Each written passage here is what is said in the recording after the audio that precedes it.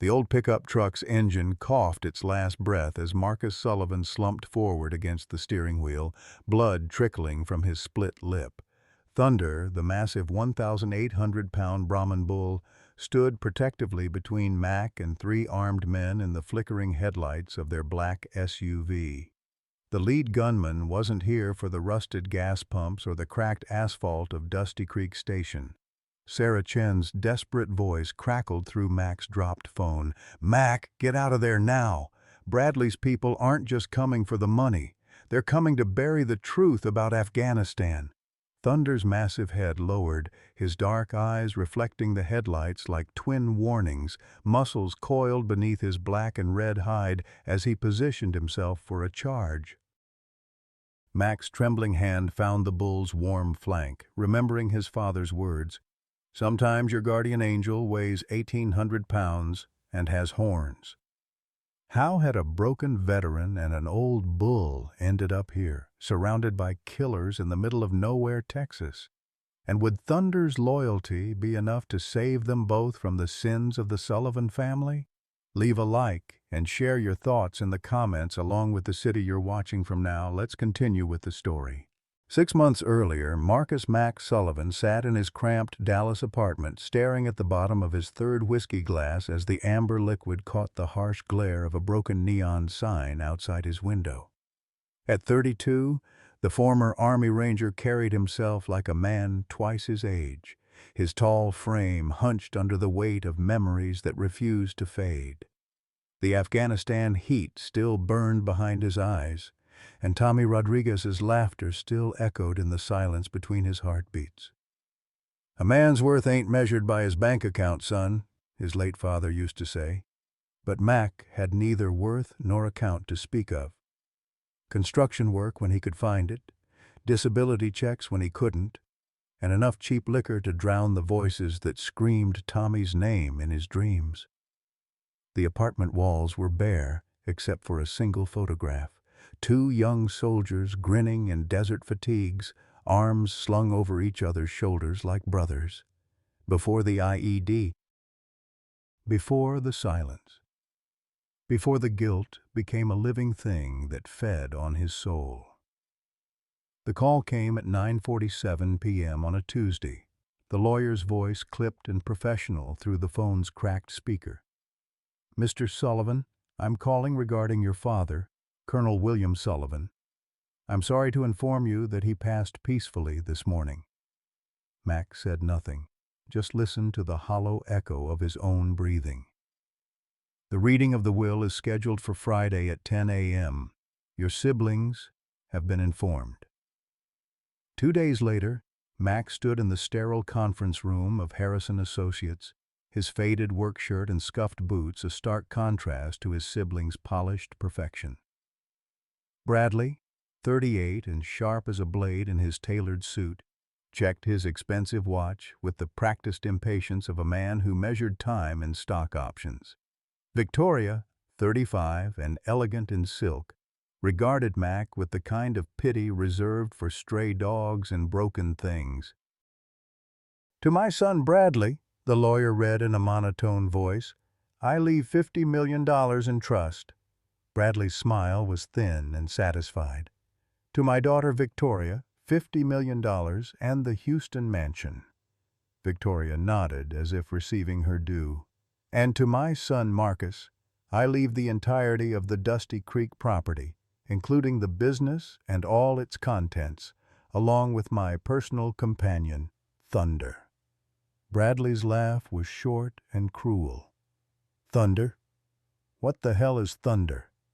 The lawyer cleared his throat. "A 6-year-old Brahman bull currently residing at the property. The bequest is non-negotiable and immediate." Mac stared at the legal documents, feeling the familiar burn of shame and confusion. His father's final message was clear.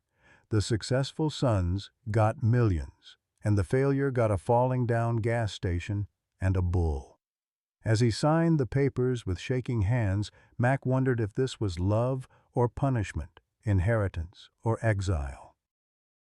Outside, Texas waited under a merciless sun, And somewhere in Dusty Creek, a massive bull with knowing eyes stood guard over secrets Mac couldn't yet imagine. The drive to Dusty Creek stretched 3 hours through flat Texas countryside, where oil derricks nodded like metal prayers against an endless sky. Mac's pickup truck wheezed and rattled, its air conditioning long dead, leaving him to sweat through his shirt as he followed the GPS coordinates to his inheritance. The radio crackled with country music and talk show hosts debating everything except what mattered. How a broken man was supposed to start over with nothing but a gas station and a bull. Dusty Creek wasn't much more than a wide spot in Highway 287, population 847 according to a sun-bleached sign riddled with bullet holes. The town consisted of a post office, a diner called Dot's Place, a farm supply store, and at the very edge of civilization, Lone Star Gas Station. Mac pulled into the cracked parking lot and cut the engine, staring at what his father had deemed his legacy. The station looked like something from a postcard that had been left in the sun too long. 2 ancient fuel pumps stood like rusted sentinels, their analog meters frozen in time. The small convenience store attached to a 2-bay garage had windows so layered with dust they were nearly opaque. Paint peeled from every surface, and weeds pushed through cracks in the concrete like nature reclaiming what man had abandoned. This wasn't an inheritance. It was a monument to failure. Behind the station, in a makeshift pen constructed from welded pipe and cattle panels, stood Thunder. Mac had seen plenty of bulls during his childhood visits to his grandfather's ranch, but Thunder was something else entirely. The Brahmin stood nearly 6 feet at the shoulder, his massive frame covered in a coat of black with rich red-brown patches that caught the afternoon light like burnished copper.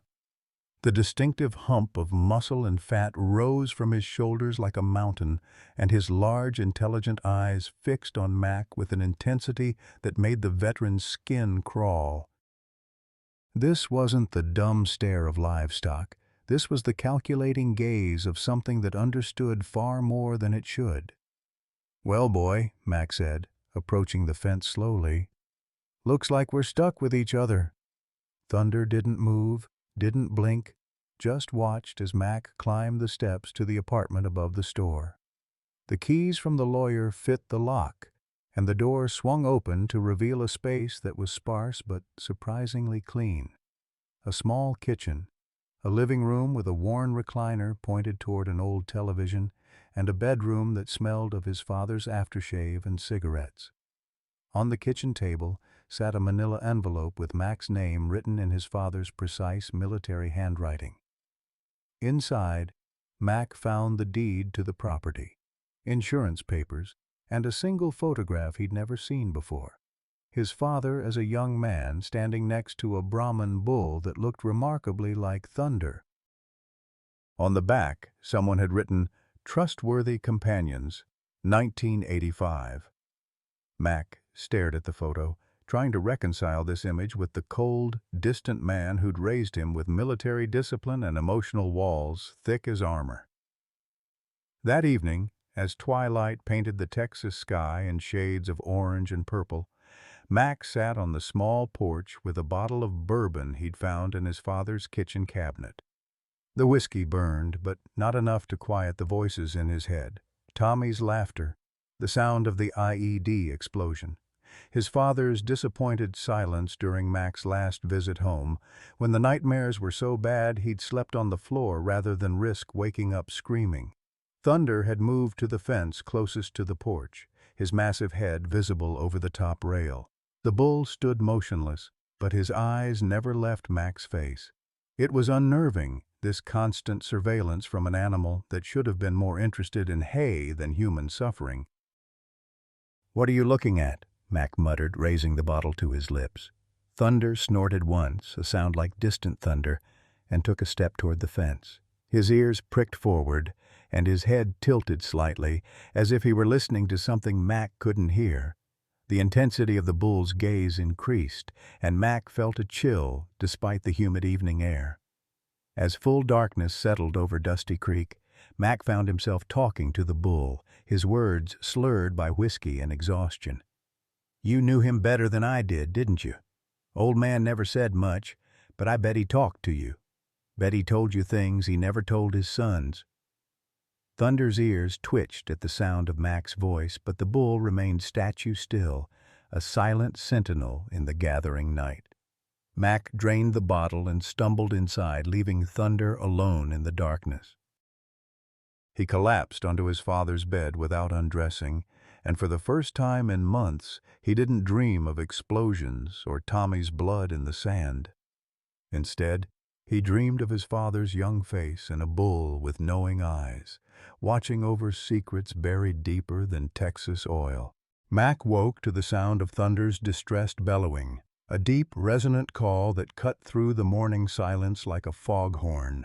Stumbling from bed with his head pounding from the previous night's bourbon, Mac pulled on his boots and descended the outside stairs to find the massive bull pacing restlessly along the fence line, his dark eyes fixed on a specific patch of ground near the old storm shelter behind the station. The Brahman's behavior was unlike anything Mac had seen in livestock. Thunder wasn't just agitated, he was focused, pawing at the earth with one massive hoof while snorting and shaking his great head. The bull's attention centered on a spot roughly 10 feet from the shelter's rusted door, where the ground looked no different from anywhere else, just packed Texas dirt and struggling weeds. "What's got you all worked up, boy?" Mac approached the fence, and Thunder immediately moved toward him, pressing his enormous head against the metal rails. The bull's eyes held an intelligence that made Mac's skin prickle, as if the animal were trying to communicate something urgent. The morning brought Mac's first visitor since arriving in Dusty Creek. A sleek black Tesla pulled into the station's parking lot, looking as out of place as a diamond in a coal mine. Bradley emerged wearing a suit that probably cost more than Mac's truck, his perfectly styled hair untouched by the Texas wind. He surveyed the dilapidated station with unconcealed disgust before approaching his younger brother. "Jesus, Mac, this place is worse than I imagined," Bradley said, not bothering with pleasantries.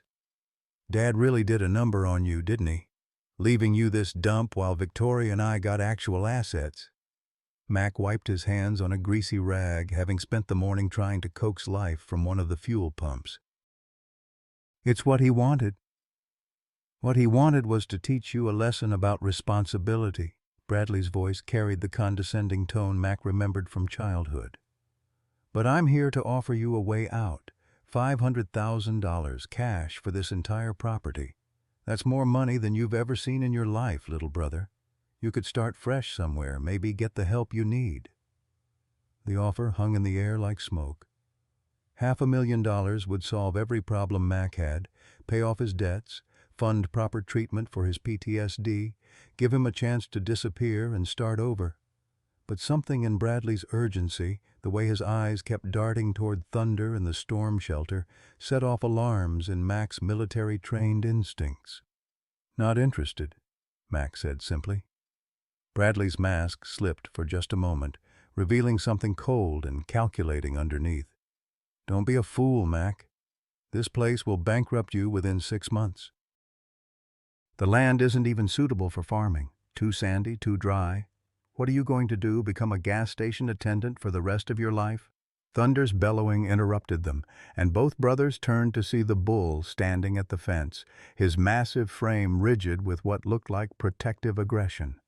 The animal's dark eyes were fixed on Bradley with unmistakable hostility, and a low rumble emanated from deep in his chest. "That thing's dangerous," Bradley said, taking an unconscious step backward. "You can't keep a bull like that in town. Someone's going to get hurt, and you'll be liable." "He's harmless," Mac replied, though he'd been around enough livestock to know that Thunder's posture suggested anything but harmlessness. The bull looked ready to charge through the fence if Bradley came any closer. After his brother left with threats about lawyers and mental competency hearings, Mac found himself drawn back to the spot that had captured Thunder's attention. The bull immediately moved to the corresponding point along the fence, watching intently as Mac knelt and brushed away loose dirt and debris. The ground felt different here, softer, as if it had been disturbed and refilled. Mac returned with a shovel from the garage, and Thunder's agitation increased as he began to dig. 3 feet down, the blade struck something metallic with a hollow clang. Mac's heart rate accelerated as he carefully excavated around the object, revealing a military-style ammunition box, still sealed and remarkably well preserved despite years in the ground. Inside the box, wrapped in waterproof plastic, Mac found his father's personal journal, not the sanitized version he might have expected, but pages filled with coded entries, dates, and cryptic references that made no immediate sense. Alongside the journal lay a folded map of the property with several locations marked in red ink, each accompanied by coordinates and abbreviated notes in his father's precise handwriting. The journal's first entry was dated 3 years ago. T understands the importance. If something happens to me, trust the bull. He knows where everything is hidden. Other entries referenced meetings with mysterious contacts, mentions of the agency, and repeated warnings about Bradley's extracurricular activities that needed monitoring. Mac sat back on his heels, staring at the journal with growing comprehension. His father hadn't been the simple rancher-turned-gas station owner that Mac had always believed. The coded language, the hidden documents, the strategic burial of evidence. It all pointed to something far more complex and dangerous than a family inheritance dispute.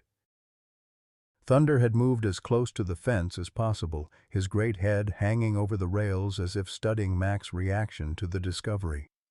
The bull's behavior suddenly made sense. He hadn't been randomly pawing at the ground. He'd been trying to show Mac exactly where to dig. As evening approached, Mac made his second discovery when he tried his father's keys on the storm shelter's heavy padlock. The door swung open to reveal not a simple storage space, but a sophisticated communications center. Radio equipment lined shelves along one wall, and filing cabinets filled another. The setup looked professional, expensive, and definitely not standard equipment for a small-town gas station owner. Thunder's constant vigilance, his protective instincts, his intelligence, it all began to make sense. The bull wasn't just a companion, he was a guardian, trained to protect whatever secrets lay buried in the Texas dirt around Dusty Creek Station. Over the following weeks, Thunder's extraordinary abilities became increasingly apparent to Mac, though he struggled to accept what he was witnessing. The massive Brahmin seemed to possess an uncanny awareness of approaching visitors long before Mac could see or hear them. Thunder's ears would prick forward, his body would tense, and without fail, a vehicle would appear on the horizon minutes later. More unsettling was the bull's ability to distinguish between friendly and threatening presences. His demeanor remained calm when the elderly Mrs. Dorothy Ferguson from the local diner visited, but he became agitated and protective whenever strangers with ill intentions approached the property. Mrs. Ferguson, known to everyone as Dot, had become Mac's lifeline to sanity in the isolated outpost of Dusty Creek. The 78-year-old woman possessed the weathered wisdom of someone who'd survived everything Texas could throw at her, from Dust Bowl economics to oil boom busts. Her diner served as the unofficial community center where local ranchers, truckers, and the occasional lost tourist gathered for coffee strong enough to wake the dead and gossip fresh as the morning biscuits. "Your daddy was more than he seemed, honey," Dot told Mac during one of her visits, her keen blue eyes studying Thunder with obvious affection. "Bill Sullivan was the kind of man who kept his own counsel, but that bull was his confidant. I seen them together many a morning, just standing by that fence, like they were having themselves a real conversation." Thunder's behavior patterns revealed themselves through careful observation. The bull consistently led Mac to specific locations around the property, pawing at the ground with deliberate intention. Following these silent directions, Mac discovered a series of buried items: gold coins wrapped in oilcloth, bearer bonds hidden in waterproof containers, and bundles of cash totaling over $200,000. Each discovery reinforced Mac's growing suspicion that his father had been involved in something far more complex than running a failing gas station. The harassment campaign began subtly, with anonymous complaints filed against Mac for supposed violations of local agricultural ordinances. County inspectors arrived unannounced, citing Thunder as a public safety hazard in a commercial zone. Graffiti appeared overnight on the station's walls, calling Thunder a monster and Mac an outsider who don't belong. The vandalism escalated to broken windows and slashed tires, creating an atmosphere of menace that reminded Mac uncomfortably of hostile territory in Afghanistan. Victoria's involvement in the pressure campaign wasn't immediately obvious, but Mac's military training had taught him to notice patterns and inconsistencies. The timing of the harassment coincided too perfectly with his refusal to sell, and some of the complaints bore the sophisticated legal language of someone with real estate expertise. When Mac confronted his sister during a tense phone conversation, her response confirmed his suspicions. "You're being paranoid, Mac," Victoria said, but her voice carried an edge of guilt. "Maybe people are just concerned about having a dangerous animal in town. Have you considered that your judgment might be clouded by your condition?" The reference to his PTSD stung, but it also revealed Victoria's strategy. She was building a case for his mental incompetence, gathering ammunition for the legal challenge Bradley had threatened. Mac realized his siblings weren't just after the property, they were systematically destroying his credibility and isolating him from any potential support in the community. Thunder's protective instincts intensified as the harassment escalated. The bull positioned himself strategically around the property, always maintaining visual contact with Mac and keeping himself between his human and any perceived threats. During one particularly troubling incident, when 3 men in a pickup truck drove slowly past the station taking photographs, Thunder positioned himself directly in their line of sight, his massive frame and lowered head sending an unmistakable message of territorial dominance. The revelation about Tommy Rodriguez's death came through Agent Sarah Chen, a compact Asian woman in her 40s who appeared at the gas station one evening claiming to be a longtime associate of Mac's father. Chen's credentials checked out through official channels, but it was her knowledge of intimate details about Bill Sullivan's life that convinced Mac to trust her with the discoveries he'd made. "Your father was tracking weapons sales to cartel organizations," Chen explained, her voice professionally neutral as she reviewed Bill's coded journal. "The same weapons were later sold or traded to insurgent groups in Afghanistan. The IED components that killed your friend Tommy Rodriguez were traced back to a specific batch of electronics that passed through your brother's financial networks." The news hit Mac like a physical blow, doubling him over with nausea and rage. Bradley's fintech company, which specialized in facilitating complex international transactions, had unknowingly processed payments for the very weapons that murdered Mac's best friend. The cosmic cruelty of it, that his own brother had facilitated Tommy's death through greed and willful ignorance, threatened to shatter what remained of Mac's sanity. Thunder seemed to sense Mac's emotional crisis, abandoning his usual patrol route to stand close to the fence where Mac sat on the ground, his back against a fence post, struggling to process the magnitude of betrayal. The bull's presence provided an anchor in the storm of Mac's rage, a solid, breathing reminder that some loyalties remained unbroken even when family ties proved worthless. Dr. James Reeves, the local veterinarian who'd been treating Thunder for minor injuries sustained during the harassment incidents, made an observation that explained much about the bull's extraordinary behavior. After conducting a thorough examination, Reeves discovered evidence of genetic mutations that enhanced Thunder's sensory capabilities far beyond normal bovine parameters. "This bull has olfactory and auditory senses that are off the charts," Reeves explained, his voice filled with scientific excitement. He can detect metal compositions in the soil, identify emotional stress through pheromone changes, and hear frequencies that would be inaudible to normal cattle. What you're witnessing isn't mystical, it's biological. This animal is genetically gifted in ways that make him almost uniquely valuable. The discovery explained Thunder's treasure hunting abilities and his uncanny knack for reading human intentions. It also made Mac realize that his father had understood Thunder's capabilities and trained him specifically to serve as both guardian and guide. The bull's behavior wasn't random animal instinct. It was the result of years of careful conditioning and trust building between man and beast. Community support for Mac began to emerge as local residents witnessed the escalating harassment and Thunder's gentle interactions with children and elderly visitors. The bull had become an unofficial therapy animal for several local veterans who gathered regularly at the station to share stories and find comfort in Thunder's calming presence. Vietnam veteran Jake Morrison, who struggled with his own demons from decades past, credited Thunder with helping him through his worst episodes of survivor's guilt.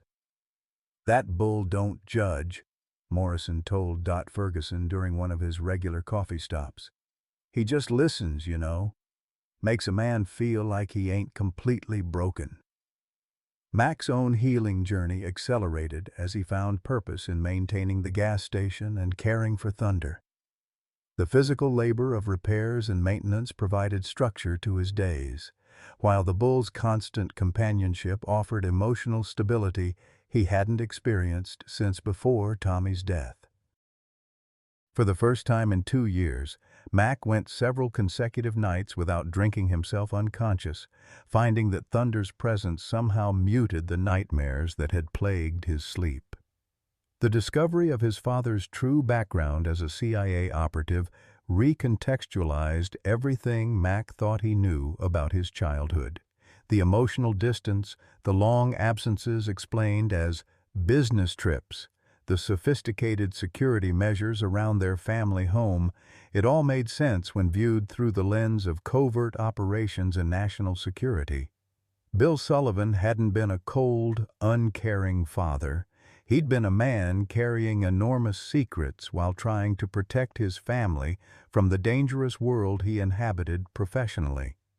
Thunder's role as Mac's protector and guide took on new dimensions as Mac realized the bull had been specifically prepared for this responsibility. Every behavior, from his territorial instincts to his treasure-hunting abilities, served a purpose in Bill Sullivan's carefully constructed plan to ensure his son's survival and eventual discovery of the truth. The bull wasn't just an inheritance. He was a living embodiment of a father's love, expressed through protection and preparation rather than conventional displays of affection. As the weeks passed and the pressure from his siblings intensified, Mac found himself relying increasingly on Thunder's judgment and guidance. The bull's reactions to visitors provided an early warning system that proved remarkably accurate, while his ability to locate hidden assets gave Mac the financial resources to resist his family's legal challenges. Together, man and bull formed an unlikely partnership that honored Bill Sullivan's memory while preparing for the inevitable confrontation that would determine the fate of everything the old spy had worked to protect. The showdown arrived on a sweltering Tuesday in late August when the Texas heat shimmered off the asphalt like liquid mercury and Thunder stood motionless in his pen, every muscle coiled with anticipation. Mac had learned to read the bull's moods like a barometer, and today Thunder's stillness carried the electric tension of a storm about to break. At precisely 10 a.m., a convoy of vehicles approached Dusty Creek Station, Bradley's Tesla leading a sheriff's patrol car, followed by a black SUV containing what Mac assumed were either lawyers or something far worse. Sheriff Roy Hendricks emerged from his cruiser with the reluctant gait of a man performing an unpleasant duty. Mac had known Roy since high school, back when the future sheriff was just another farm kid dreaming of bigger things. Now Roy wore his badge like a burden, his weathered face creased with the kind of lines that came from too many difficult decisions and not enough sleep. "Mac, I got papers here," Roy called out, his voice carrying across the parking lot with formal authority that couldn't quite mask his personal discomfort. "Court-ordered psychiatric evaluation. You got 24 hours to report to Dallas for assessment, or I got to take you in myself." Bradley stepped forward, immaculate in his expensive suit despite the oppressive heat, his smile carrying the cold satisfaction of a predator who'd cornered his prey. "This is for your own good, Mac. You're clearly not capable of managing Dad's estate in your current condition. The court agrees that someone with documented PTSD and alcohol dependency needs professional oversight." The legal papers outlined a devastating case built on Mac's military medical records, his discharge circumstances, and carefully documented testimony from concerned family members about his erratic behavior and deteriorating mental state.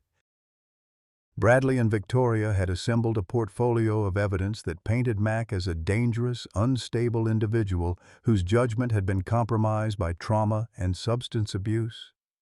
Thunder's reaction to the assembled group was immediate and unmistakable. The massive bull moved to the fence line closest to the confrontation, his great head lowered and his eyes fixed on Bradley with unwavering hostility. A low rumble emanated from deep in Thunder's chest, not quite a bellow, but a sound that carried clear warning to anyone with enough sense to listen. "That animal's part of the problem," declared Dr. Marcus Webb, a psychiatrist who'd emerged from the SUV carrying a briefcase and an air of clinical authority. "Isolation and attachment to animals can be symptomatic of severe social dysfunction. The patient's anthropomorphization of this livestock suggests possible dissociative episodes." Mac felt the familiar rage building in his chest, the same fury that had gotten him into trouble during his final months in the Army. But Thunder's presence provided an anchor, a reminder that losing control now would only validate everything his siblings were saying about his mental state. The bull's calm strength seemed to flow through the fence rails, steadying Mac's nerves and clearing his thoughts. "I'm not going anywhere," Mac said quietly, his voice carrying the flat certainty of a man who'd made his final decision. "This property is mine legally, and I'm competent to manage my own affairs." Bradley's mask slipped, revealing the desperation beneath his polished exterior. "You stubborn fool! Do you have any idea what's at stake here? This isn't just about some worthless gas station. There are people involved, dangerous people, who want what Dad left behind. If you don't cooperate, they'll take it anyway, and they won't be as gentle as family." The admission hung in the superheated air like a confession.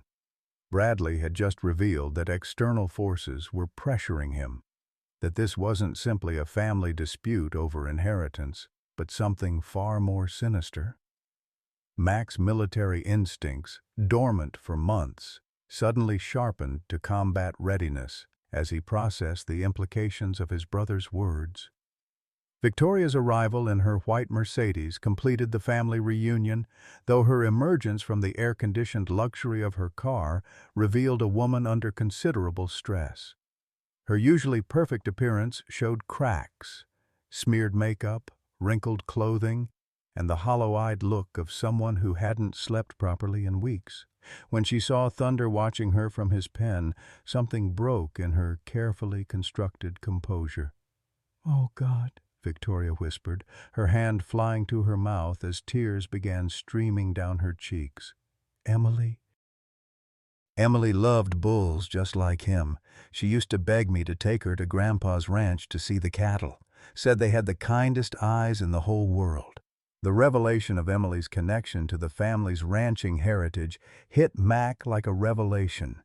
His niece, Victoria's daughter, who'd committed suicide 2 years earlier, had shared the same affinity for cattle that had drawn Mac to Thunder. Emily's death Mac realized, wasn't just a family tragedy.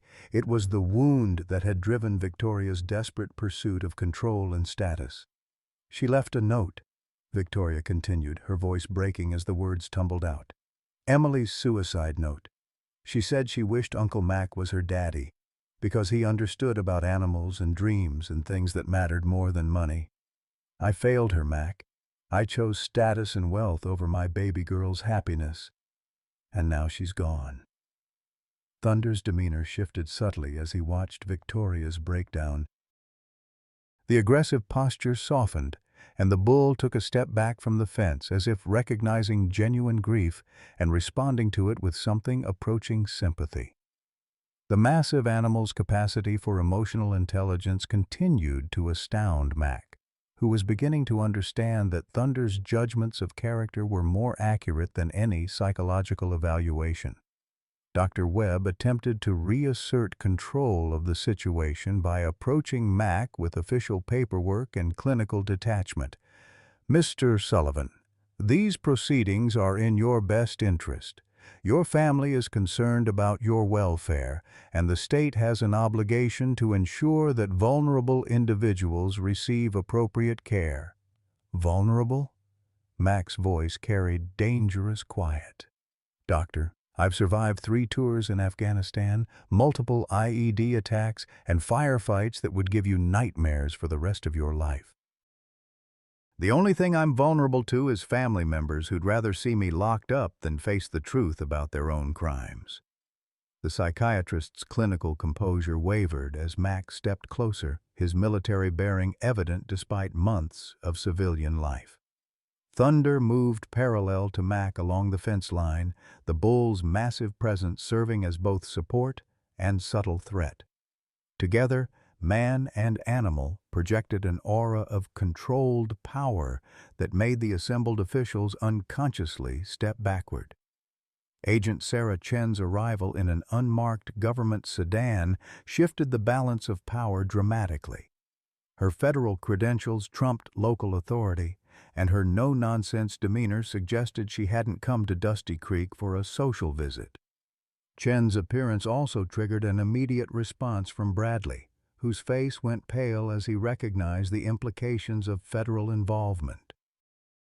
"Gentlemen, ladies," Chen announced with bureaucratic authority, "this property is now under federal protection as part of an ongoing national security investigation. Any attempts to remove Mr. Sullivan or interfere with this operation will be considered obstruction of justice." Sheriff Hendricks looked relieved to step back from the confrontation, while Dr. Webb and the legal team retreated to their vehicles with obvious haste. Bradley remained rooted in place, his eyes darting between Chen's credentials and Thunder's unwavering stare, calculating odds that were rapidly shifting against him. "This isn't over," Bradley said, his voice tight with barely controlled fury. "You can hide behind federal protection for now, but there are consequences to defying people who have real power. Dad's debts don't die with him, Mac. They transfer to his heirs."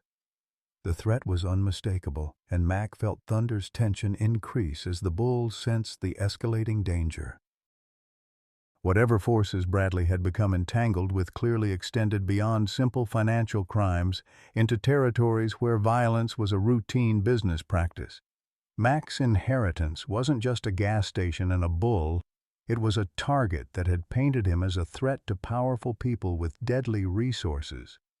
As the convoy of vehicles departed, leaving dust clouds hanging in the still air, Mac found himself alone with Chen and Thunder. The federal agent's expression was grim as she surveyed the property with professional assessment, clearly seeing defensive possibilities and vulnerabilities that escaped civilian observation.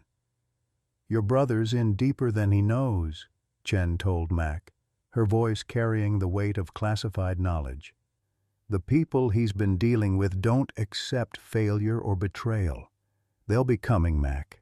And when they do, that bull might be the only thing standing between you and a very unpleasant death."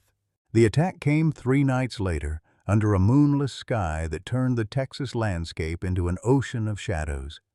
Mac had been expecting it since Chen's warning, sleeping in 2-hour shifts with his father's old service pistol within reach and Thunder standing guard in the darkness outside.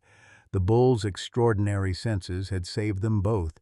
His sudden, urgent bellowing at 2:47 a.m. provided the only warning Mac received before the tranquilizer dart shattered his bedroom window. Mac rolled from the bed as the second dart buried itself in the wall where his head had been moments before. Through the window he could see muzzle flashes from silenced weapons and the dark shapes of at least 4 men moving with military precision across the gas station property. Thunder's bellowing had turned to roars of pain and rage, and Mac's blood ran cold as he realized the attackers had targeted the bull first. Racing down the stairs with his pistol drawn, Mac burst from the building to find Thunder staggering in his pen, 3 tranquilizer darts protruding from his massive flank. The bull was fighting the drugs with incredible determination, his legs trembling as he struggled to remain upright, but even Thunder's enhanced constitution couldn't overcome the concentrated dose of sedatives pumping through his system. "Thunder!" Mac screamed. But his voice was lost in the chaos as automatic weapons fire erupted around him. The attackers had expected easy prey, a broken veteran and a dumb animal, but they hadn't counted on Mac's combat training or Thunder's refusal to go down quietly. Mac took cover behind his pickup truck, returning fire while Thunder crashed to his knees, his great head swaying as consciousness slipped away. The sight of Thunder collapsing triggered something primal in Mac, a berserker rage that transported him back to the hills of Afghanistan, where survival meant killing or being killed. He moved with lethal efficiency, using the gas station's layout to his advantage as he flanked the attackers.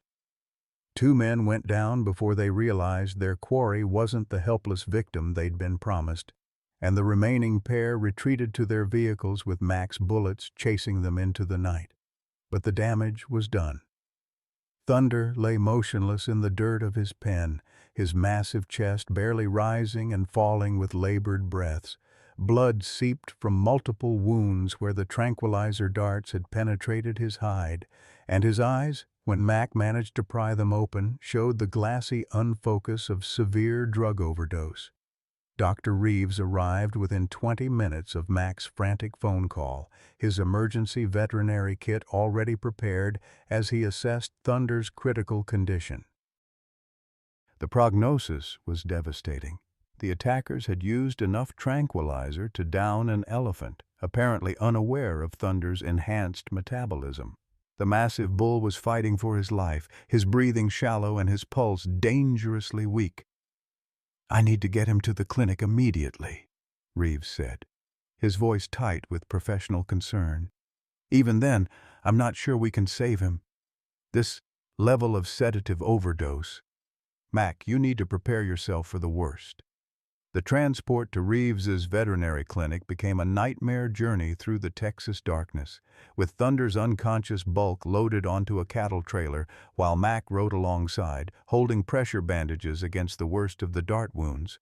Every mile stretched like an hour, and Thunder's breathing grew more labored with each passing moment. At the clinic, Reeves worked with desperate efficiency to counteract the overdose, pumping Thunder's system with stimulants and running IV lines to flush the toxins from his bloodstream. Mac stood helplessly aside, watching the bull who'd become his closest companion fight a battle that medical science could only partially assist. Thunder's enhanced genetics, which had made him such an extraordinary guardian, might also be the key to his survival, if his system could process the drugs fast enough to prevent permanent damage. Victoria arrived at dawn, her face streaked with tears as she found Mac sitting vigil beside Thunder's prone form. Her presence surprised him, but her first words explained everything. "Bradley called me. He said they weren't supposed to hurt the bull. Just take you. Mac, I'm so sorry. I never wanted this." The confession poured out of Victoria like poison finally released from an infected wound. She'd been financing the harassment campaign, providing Bradley with legal and financial resources, but she'd believed they were only trying to force Mac to sell. The involvement of armed professionals, the attempted kidnapping, the near killing of Thunder, none of it had been part of her plan. "Emily used to talk about animals having souls," Victoria whispered, her hand hovering over Thunder's still form. "She said they loved harder than people because they didn't know how to lie. I see that now. This bull loves you the way I should have loved my daughter, without conditions, without reservations." Thunder's vital signs continued to deteriorate despite Reeves's best efforts. The bull's enhanced metabolism, which had made him so capable of detecting danger and finding hidden treasures, was working against him now, processing the tranquilizers in ways that standard veterinary medicine couldn't predict or counter. As morning light filtered through the clinic windows, Mac faced the possibility that he might lose the only family member who'd ever shown him unconditional loyalty. "Don't you dare leave me," Mac whispered into Thunder's ear, his voice breaking with emotion he'd kept bottled up for years. "You're all I got left, boy. You're the only good thing Dad ever gave me." Thunder's recovery began not with a dramatic awakening, but with the subtle twitch of an ear as Mac's voice penetrated the fog of sedatives, still clouding the bull's consciousness. After 18 hours of touch-and-go emergency treatment, Dr. Reeves had warned Mac to prepare for the worst, but Thunder's enhanced genetics proved more resilient than anyone had dared hope. The massive bull's metabolism finally began processing the tranquilizer overdose, and his vital signs slowly stabilized from critical to merely serious. Mac hadn't left Thunder's side during the crisis, sleeping fitfully in a chair beside the recovery stall while Victoria maintained a coffee-fueled vigil from the clinic's waiting room. The sight of his sister's genuine grief had shaken Mac's assumptions about family loyalty, but it was Thunder's gradual return to consciousness that provided the first glimmer of hope in what had seemed like an endless nightmare.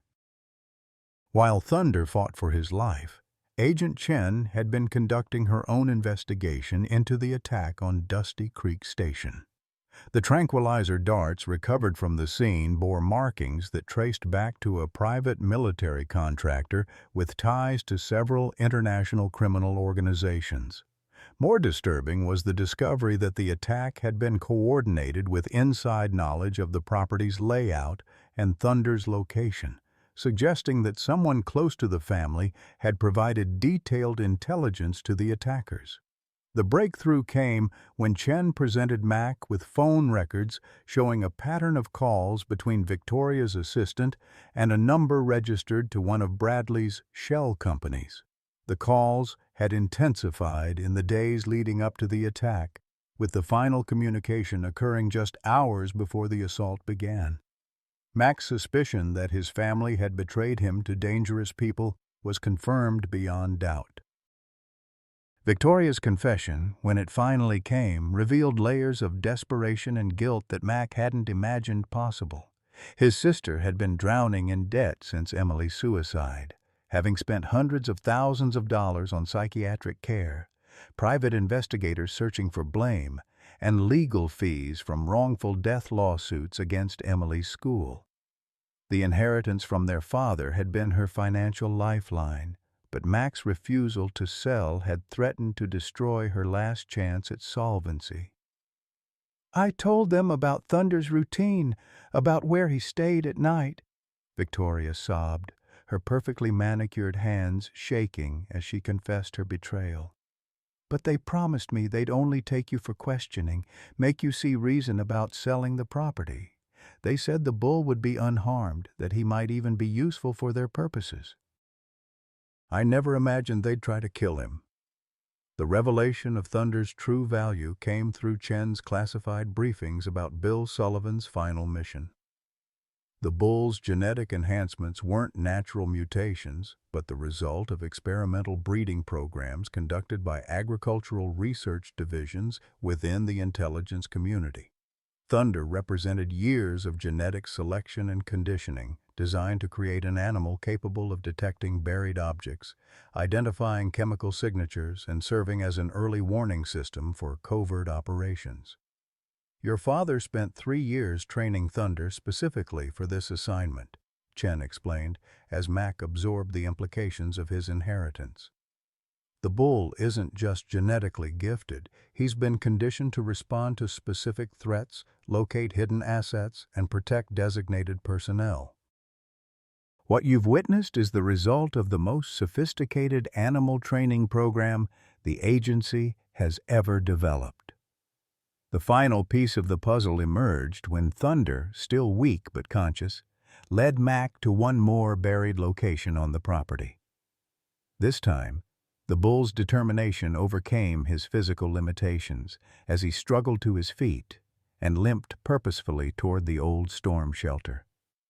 Beneath a seemingly random patch of ground, Mac discovered his father's ultimate legacy, an underground vault containing not just the $200 million in assets that Chen had mentioned, but also complete documentation of Bradley's criminal network.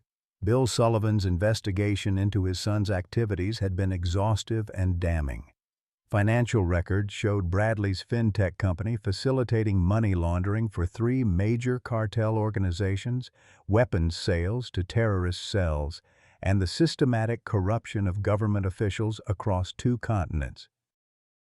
Most devastating of all was the paper trail connecting Bradley's transactions to the specific batch of electronics used in the IED that killed Tommy Rodriguez.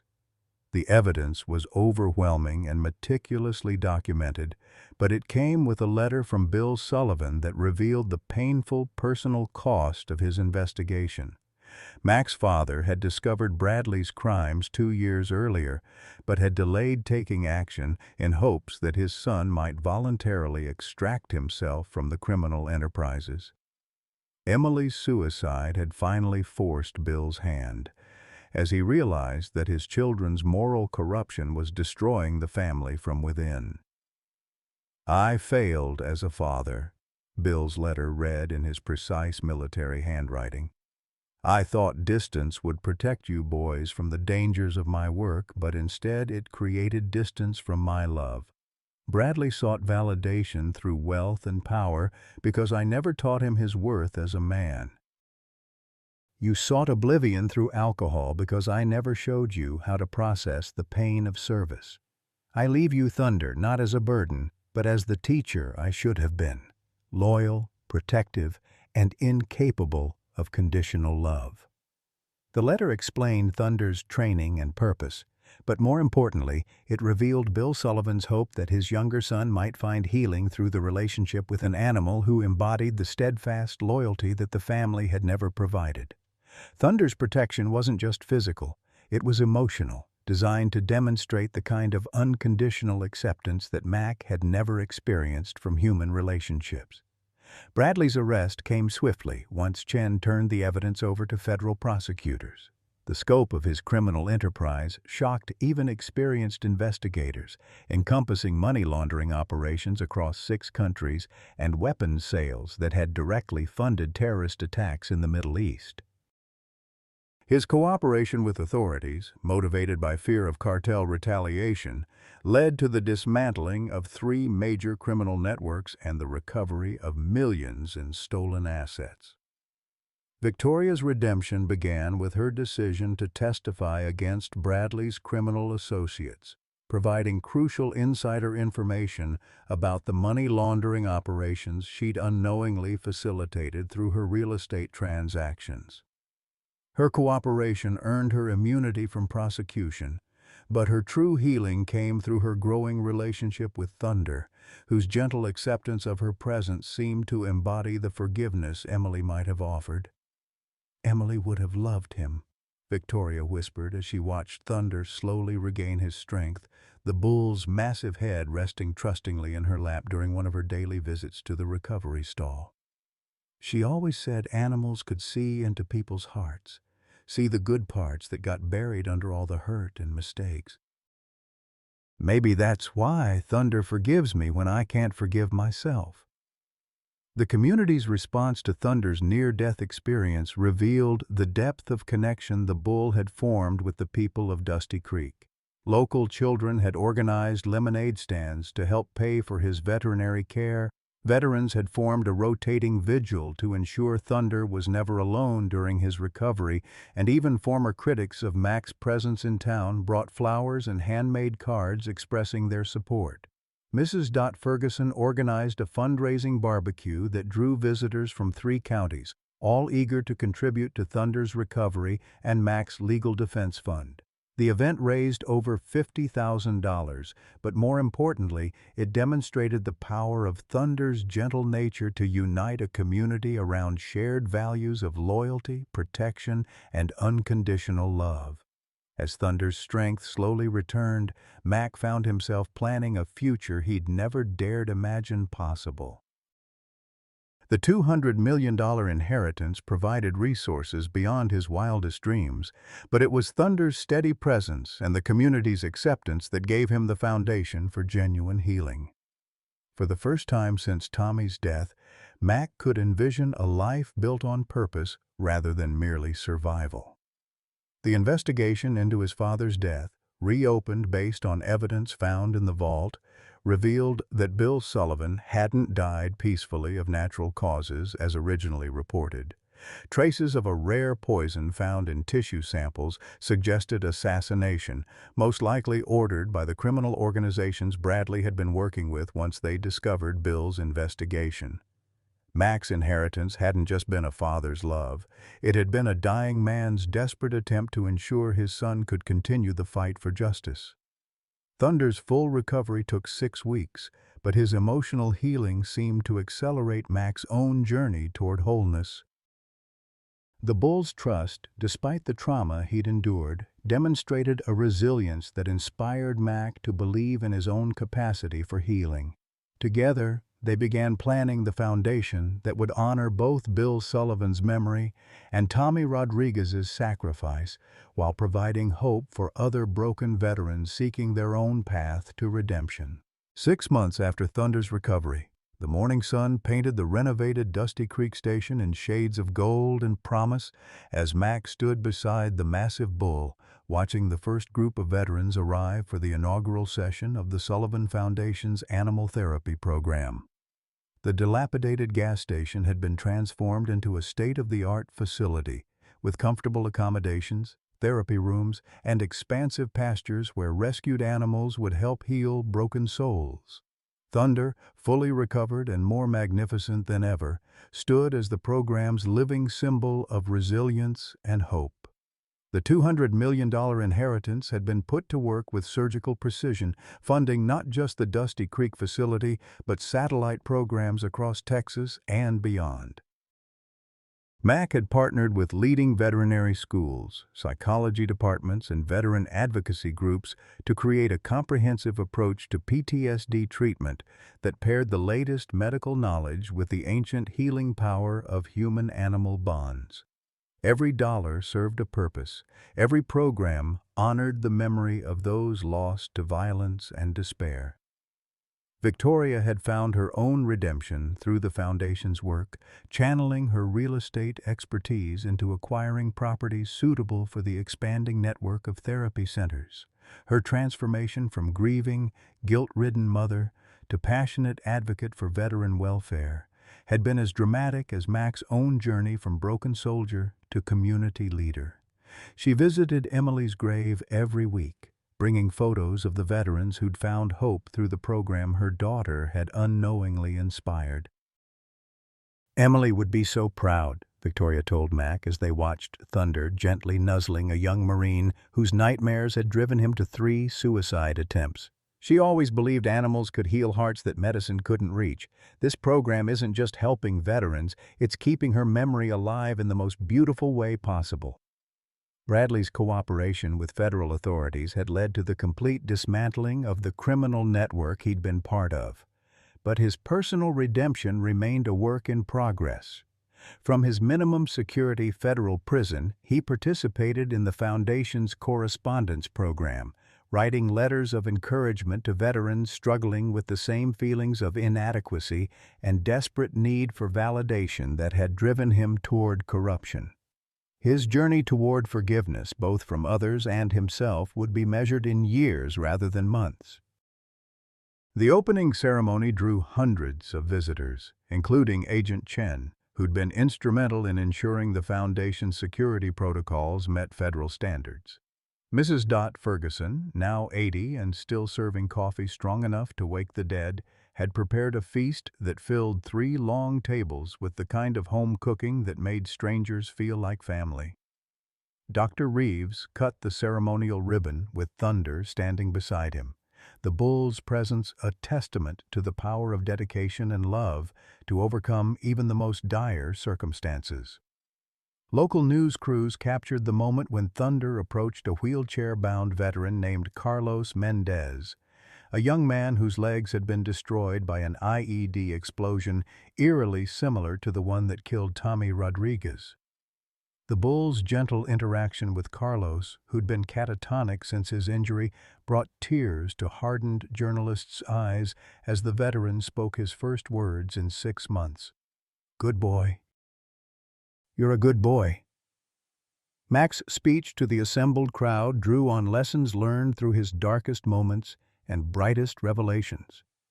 "My father taught me that some guardian angels have 4 legs and hearts bigger than Texas," he began, his hand resting on Thunder's massive shoulder. "But Thunder taught me something even more important, that healing isn't about forgetting the past or pretending the pain doesn't exist. It's about finding new purpose in protecting others from the darkness we've survived." The Foundation's first year exceeded every expectation, with waiting lists stretching months into the future as word spread about the program's remarkable success rates. Veterans who'd been written off by traditional medicine found new reasons to live through their relationships with rescued animals, while the animals themselves discovered second chances at lives filled with purpose and love. The circular nature of the healing process, broken beings helping other broken beings become whole, embodied the Foundation's core philosophy. Thunder's own story became legend within veteran communities, inspiring countless articles, documentaries, and speaking engagements that Mac reluctantly accepted to spread awareness of the program. The bull's intelligence and empathy had made him an ideal ambassador, demonstrating time and again that healing transcended species boundaries and that love could overcome even the most devastating trauma. As the sun set over Dusty Creek on that first day of the Foundation's operation, Mac found himself reflecting on the journey that had brought him from the edge of self-destruction to this moment of fulfillment. Thunder stood beside him in their favorite spot overlooking the pastures where dozens of veterans and animals were beginning their own healing journeys, the bull's presence a constant reminder that some bonds transcended human understanding. "Dad was right about you, wasn't he, boy?" Mac whispered, scratching behind Thunder's ears as the massive bull leaned against him with trusting affection. "You didn't just save my life, you taught me how to live it." The opening scene of the story, with Mac bleeding and surrounded by armed men while Thunder prepared to defend him, had been the final test of their bond. Not a moment of crisis, but a demonstration of the unbreakable connection between guardian and protected. The attackers had been loan sharks seeking to collect on Bradley's debts, but Thunder's intimidating presence and Mac's steady resolve had sent them fleeing into the night without violence. In the distance, the lights of new construction projects dotted the horizon as Dusty Creek transformed from a forgotten outpost into a beacon of hope. The Sullivan Foundation had brought prosperity to the entire region, but more importantly, it had brought purpose to lives that had seemed beyond redemption. Thunder's legacy would live on through every veteran who found peace, every animal who found love, and every family who discovered that healing was always possible when hearts remained open to hope. Sometimes, life's greatest treasures come disguised as burdens we never wanted. Mac Sullivan thought inheriting a broken-down gas station and an old bull was his father's final insult. But Thunder became the guardian angel who saved not just Mac's life, but his soul. In a world where family can betray and success can corrupt, this story reminds us that unconditional love still exists. Sometimes it just comes with 4 legs and a heart bigger than Texas. Mac's journey from broken veteran to community healer proves it's never too late for a second chance, and that our deepest wounds can become our greatest strengths when we find purpose in serving others. The Sullivan Foundation's success shows how one man's decision to trust, to care, and to rebuild can ripple outward, transforming entire communities. Thunder didn't just find buried treasure. He helped Mac discover that real wealth lies in connection, loyalty, and the courage to keep loving despite past betrayals. Whether you're caring for aging parents, struggling with loss, or wondering if your best years are behind you, remember?